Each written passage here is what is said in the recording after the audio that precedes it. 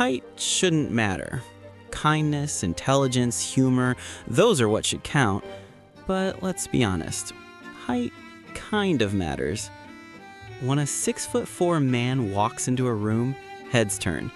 It's not a superficial reaction, it's an instinctive one, a response millions of years in the making. But why exactly is 6'4" the perfect height for a man? Well, it isn't, but it kind of is. It's the sweet spot where biology, aesthetics, and physics all meet for a quiet high five. You're taller than most men, but still shorter than the ceiling fan. Commanding, yet not cartoonish. Unconvinced? Let's break it down. Number 1, the protector signal. Height has always whispered safety. From ancient tribes to modern cities, taller men subconsciously register as better protectors. At 6'4", a man hits that primal sweet spot. Tall enough to feel protective, but not so tall that he looks like he'd have to fold himself in half to fit through your doorway. But it isn't just symbolic, there's real logic behind it. 6'4" happens to be an optimal combat height.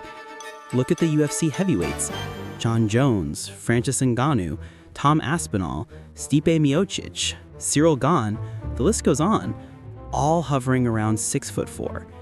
It seems to be the perfect blend of leverage and agility. Coincidence? Maybe. Or maybe evolution knows what it's doing. Number 2, the visual magnetism. At 6'4", or 193 centimeters, a man stands tall enough to command attention in any room, but not so tall that he becomes a novelty. It's a sweet spot, tall enough to project dominance and athleticism, yet still within the natural human range of proportion.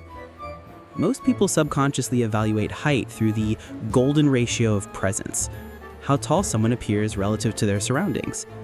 At 6'4", a man's frame visually balances power and elegance. Tall enough to look like an athlete, yet not towering awkwardly above peers. Photographers love that height, stylists love it, directors love it. Just look at actors like Alexander Skarsgård, Lee Pace, and Jason Momoa, all near that range. 6'4" isn't just tall, it's cinematic.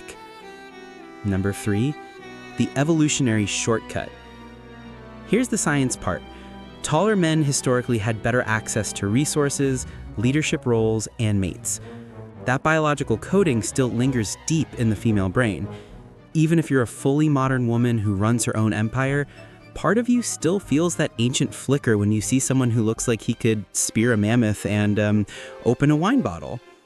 But 6'4" is where biology meets beauty. Taller than average, and thus statistically rare, yet proportionate enough to move gracefully, that's evolutionary efficiency wrapped in good posture. Number 4, the psychological halo effect. Height buys you social currency. Unfair, but true. Studies consistently show taller individuals are more likely to be perceived as competent, assertive, and trustworthy. Why? That's anyone's guess, but it just is.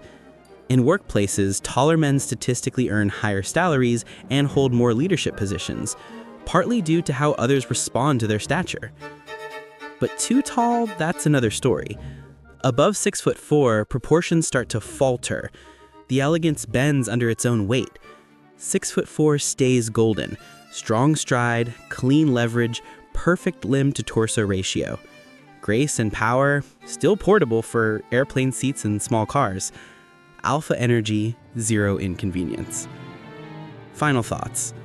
6'4" sits in that rare middle ground between dominance and harmony. Tall enough to impress, balanced enough to look natural, rare enough to remember. It's not the height that makes the man, it's how that height frames the man. Still, if humanity ever had a blueprint for the ideal, it might just read, height 6 feet 4 inches.